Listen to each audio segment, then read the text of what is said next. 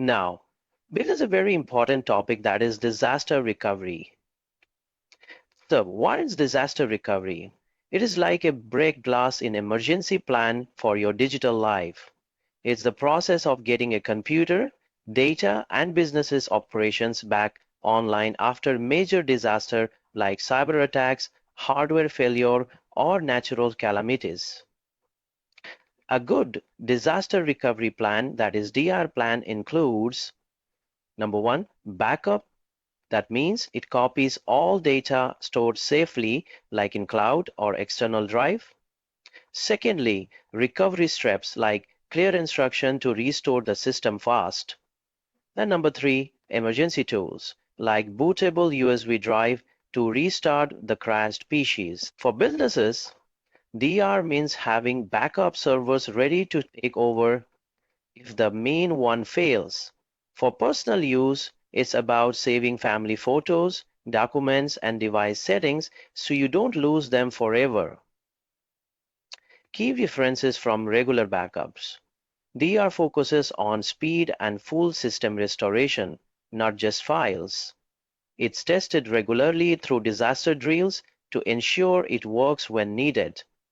Without DR, a ransomware attack or a flood could wipe out all years of works in minutes. The goal of the disaster recovery is to minimize the downtime RTO and data loss RPO to ensure business continuity. We will learn about the RTO and RPO further in this chapter. Yes, now the recovery time objective, that is RTO.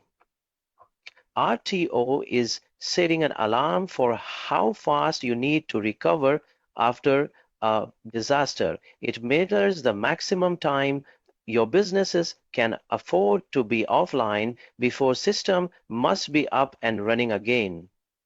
For example, if your RTO is 2 hours, it means you have 120 minutes from the moment a crash happens until everything must be back to normal. Businesses set RTO based on how critical their systems are. A bank might have an RTO of minutes for payment systems, while a small blog could tolerate 24 hours of downtime.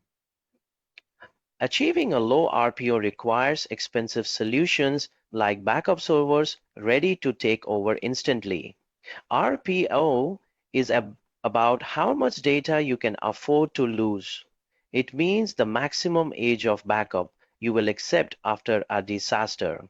For example, an RPO of 15 minutes means your last backup must be no older than 15 minutes before the crash. This matters for data that changes often.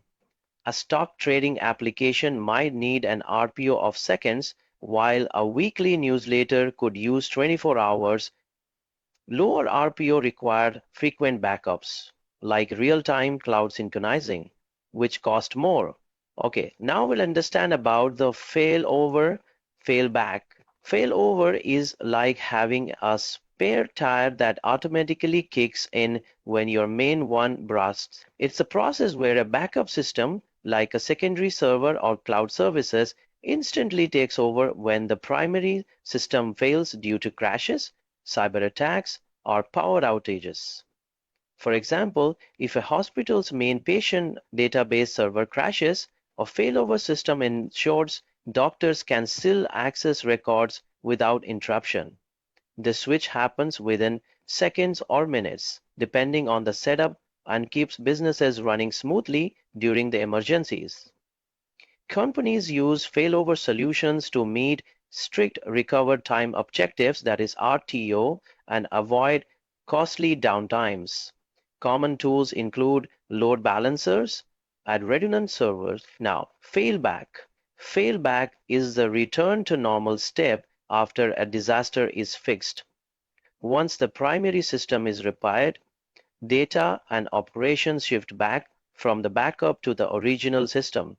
For instance, after a flood, office reopens, work transitions from temporary cloud servers back to local network.